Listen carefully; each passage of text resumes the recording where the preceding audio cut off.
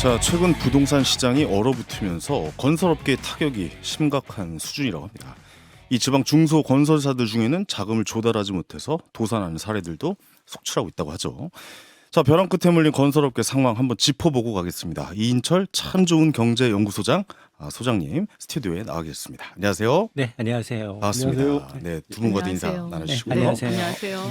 자, 건설업체 불경기가 심상치 않다라는 소식들이 뭐 전에 듣긴 하고 있었는데 이게 뭐 예상보다 굉장히 좀 심각한가 봐요. 어떻습니까? 물론 뭐 심각하다면 심각할 수 있습니다. 근데 이제 우리나라에서 이제 건설업 비중이 네. 우리나라 전체 경제에서 차지하는 비중이 점점 줄고 있어요. 그러니까 GDP 대비하면 순수 건설업은 한 5% 내외. 옛날 20년 전만 하더라도 10%가 넘었거든요. 건설 부양하면 경기가 그쵸? 산다. 예, 부동산 뭐 건설으로 이제 뭐 부양한다, 뭐 경기 부양한다, 뭐 이런 얘기 많았었죠. 네, 지금은 절반 정도로 줄긴 했는데 이게 순수 건설업이고 여기에다가 임대업 그리고 중개업 네. 이런 걸 더하면 두 자릿수가 넘어가요. 음. 그러니까 제조업 다음으로 상당히 비중은 높다. 그렇죠. 그런데 지금 보면 부동산 시장이 엎친 데 덮친 격으로 금리가 지난 8월부터 많이 올랐죠.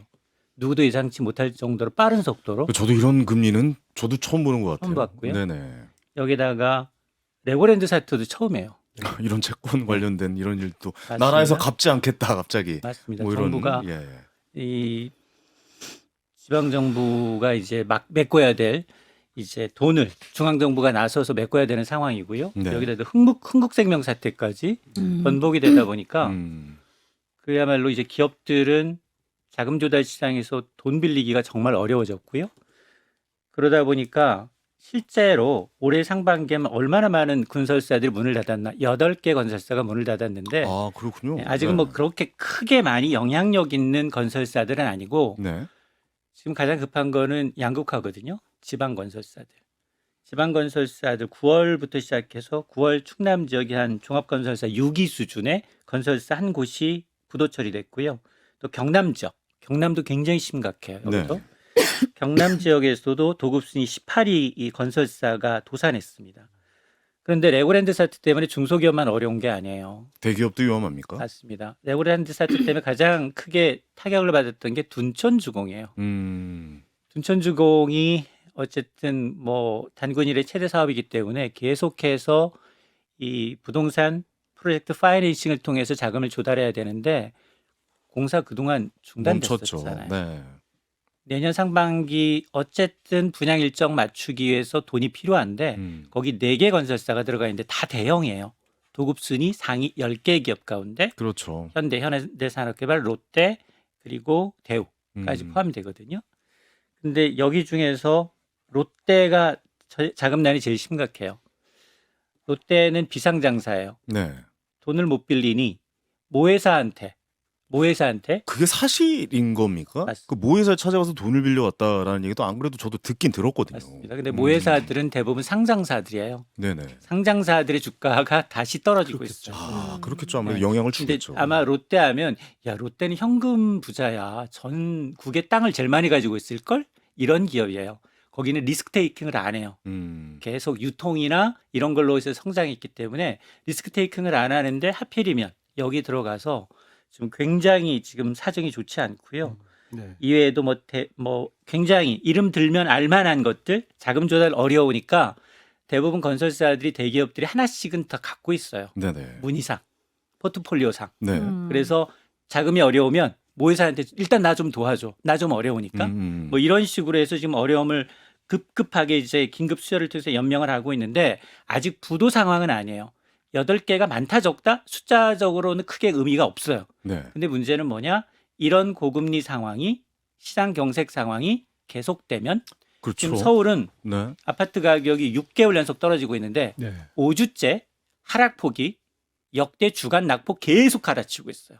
이번 주 더 떨어졌습니다. 이번 주는 또 신기록이고요. 한국부동산원이 관련 통계를 작성한 이후 진짜 신기록을 작성하고 있기 때문에 계속 신기록이 나오고 있군요. 맞아요. 한 달 네. 동안. 네. 그러다 보니 이런 상황이 좀 이어지면 결국 내년 상반기 가면 곡소리가 날 것이다라는 게 이제 주택건설 산업연구원의 그렇죠. 예. 근데 이게 잘 한번 생각해 보면 이게 결국에 경제에 안 좋은 그러니까 약한 고리부터 끊어지기 시작을 하잖아요. 그러니까 약한 부분부터 이제 돈맥경화가 온다면 터지기 시작하는데 그게 지금 중소기업뿐만 아니라 대기업까지 지금 부도가 날 수도 있다라는 상황에 대해서 지금 말씀해 주신 거잖아요. 맞습니다. 그렇다면 이 둔촌주공 말씀하셨는데 지금 둔촌주공도 청약이 참패다 뭐 이런 말도 나오고 있고 또 미분양 사태가 내년까지 이어지면 건설업계 상황이 정말 안 좋아지고 우리가 우려하는 그런 일도 벌어질 수 있을 것이다라는 얘기가 계속해서 나오고 있거든요. 여기에 대해서 어떻게 보십니까? 실제로 벌어질 수 있는 가능한 일이라고 보시는 겁니까? 지난 이제 똑같은 경험을 네. 2011년, 12년으로 되돌아가면 당시에 저축은행 사태, 이 사실은 이 부동산 PF라는 게 미래 분양 성적을 담보로 너무 많은 돈이 필요하니 자금을 조달하는 수단이었고 그동안은 은행, 저축은행, 보험사, 상호금융 굉장히 저금리 시대에서는 수수료 먹고 분양하고 난 다음에 이익 챙기고 굉장히 좋은 수단이었거든요. 성장하기에. 근데 저축은행 사태 때 지금과 똑같아요. 금리가 가파르게 오르죠. 남유럽발 유럽 위기, 재정 위기 불거지면서 달러가 강세를 보이면서 다시 금리가 오르죠. 이러다 보니 당시에 부실저축은행 2011년 2월에 7개가 무너졌어요. 네. 7개가 무너지니까 영업 정지, 뱅크런이라고 하잖아요. 우리 저축은행의 한꺼번에 돈이 빠지면서 위험해졌던 그런 수준이었는데 지금 이 부동산 PF 대출 잔액이 100조 원이 넘어요. 당시 2008년도 얼마였느냐? 한 78조 원, 80조 원이 채 안 됐어요. 그러니까 그 당시보다 한 40% 정도, 50%가량 이 부동산에 물려있는 돈이 더 많다. 그 돈 누가 빌려준 돈들이냐? 은행은 재정 건전성 때문에 좀 빠졌고 여기 저축은행이라든가 증권사라든가 상호금융이라든가 보험사가 많이 걸려 있어요. 그러다 보니 아까 말씀하셨던 것처럼 야, 이러다가는 지금처럼 금리는 지금 미국이 물론 전 세계 금융시장의 금리를 리드하고 있거든요. 당장 13, 14. 이번 달 0.5% 올리지만 내년 첫 번째 회의까지 2번 연속 빅스텝 갈 수 있다라는 전망 나오고 있고 그러면 금리 상단이 지금보다 더 뛸 수 있다는 거거든요. 5%가 되겠네요. 맞습니다. 5가 네. 넘어서 5.25까지도 얘기가 나오는 상황이기 때문에 네. 우리 한은은 지금 그 가이드라인은 3.5%까지는 간다라는 거거든요. 어쨌든 미국에 따라가야죠. 따라갈 예. 수밖에 없어요. 어차피 이건 어쩔 수 없이 따라가야 되는 상황이잖아요. 그래서 예. 금리 수준이 낮아지지 않는다면 근데 한일의 판단은 이거예요. 적어도 미국이 내년 상반기까지만 금리를 올려라. 그리고 스탠스 그 동결로 계속 네. 가주면 그래도 좀 그 하반기 들어선 견딜만 하지 않겠느냐라고 보고 있는 거거든요. 근데 만약 이런 상황이 우리가 예측한 대로 가면 지금 뭐 레고랜드 사태 때문에 50점 플러스 알파 한은까지 동원했어요. 거의 100조 원 가까운 유동성을 공급하고 있거든요. 네. 그래서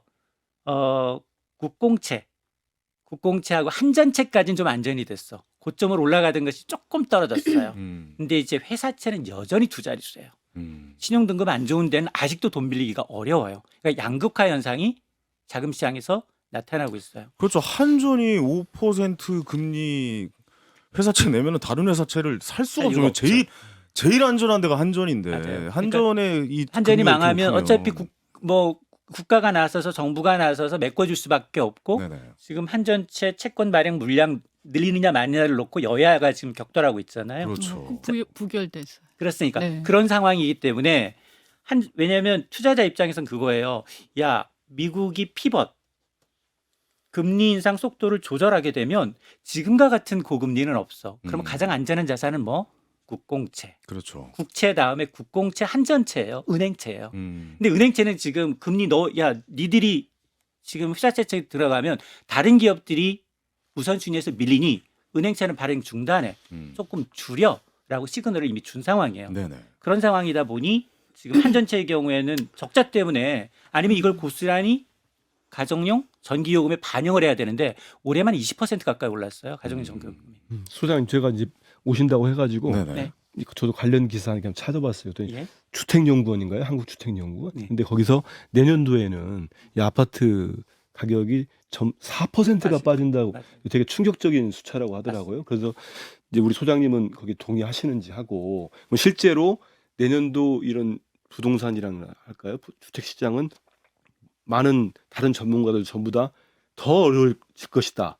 전반적으로 동의를 하고 있는 상황인지 그리고 두 번 그러니까요. 연결해가지고 네. 그럼 이 상황에서 아무리 미국 금리를 따라갈 수밖에 없고 뭐 그렇다고 하지만 그 우리 미국만 쳐다보고 있어야 우리 되나? 정부가 예. 우리 정부가 적극적으로 금융당국이나 할 수 있는 게 없습니까?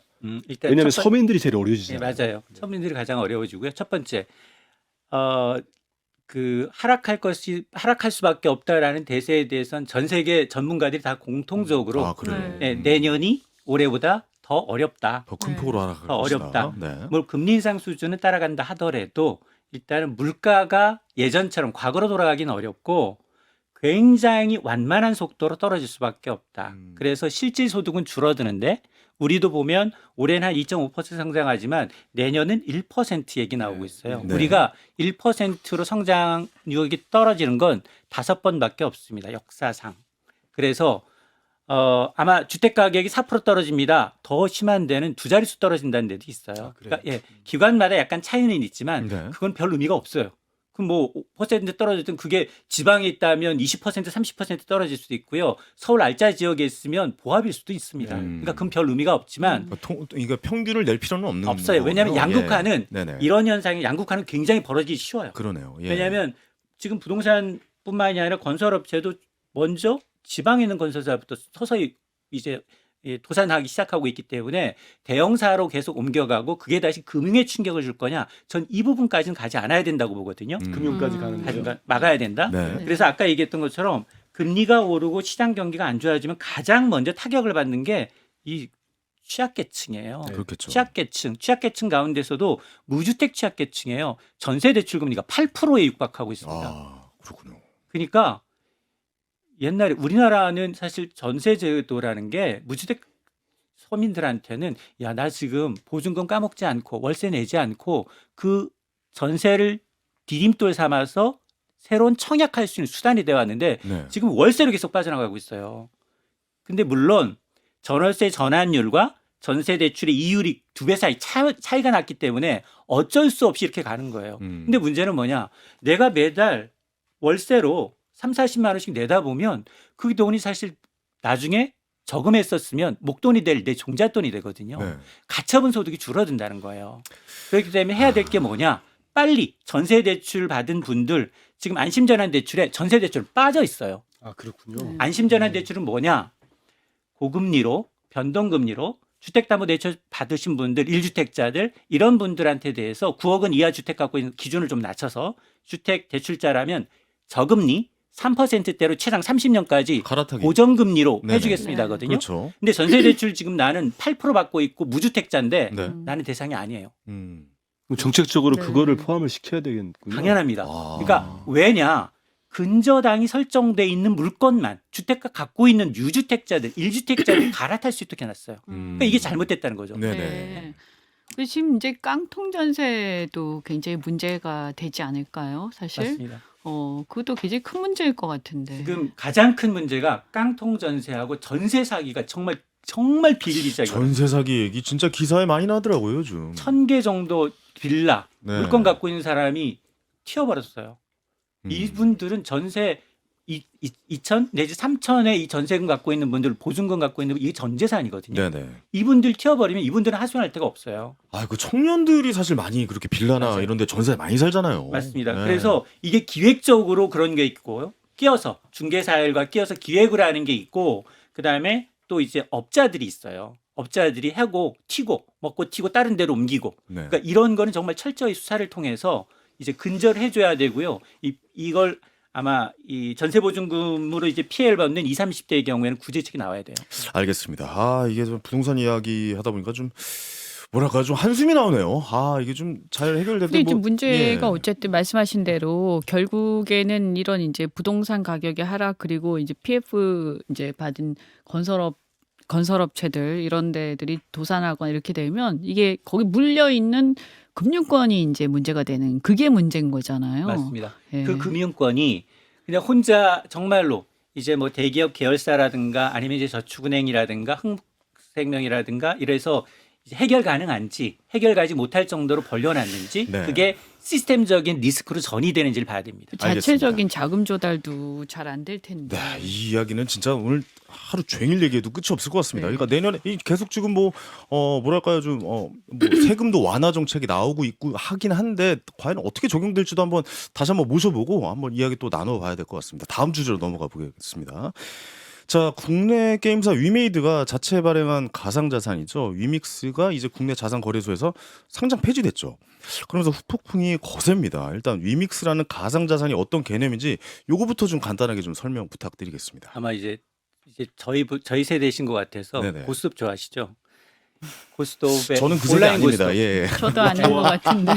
그럼 저는 뭐 어떻게 됩니까? 저보다 연배가 좀 오르시니까 고스톱보다도 뭐. 벌써 네, 근데 연배를 그렇죠. 잘 몰라서. 네, 그래서 저기 뭐냐 사이버머니 네. 하다 보면 온라인 고스톱 하다 보면 그렇죠. 와, 사이버머니 금액의 같잖아요. 개념이 없어져요. 맞아요. 억 단위로 왔다 갔다 하고요. 그렇죠. 전 요즘 주식 봐도 그래요.